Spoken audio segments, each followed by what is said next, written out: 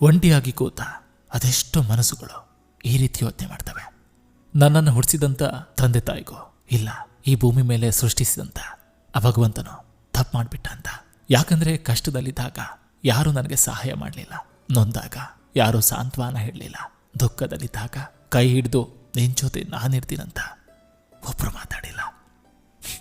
ಗೊತ್ತಿಲ್ಲ ನಾನು ಯಾಕೆ ಹುಡ್ದೆ, ನನ್ನಿಂದ ಈ ಸಮಾಜಕ್ಕೆ ಏನು ಉಪಯೋಗ ಇದೆ, ನಾನು ಯಾಕೆ ಬದುಕಬೇಕು?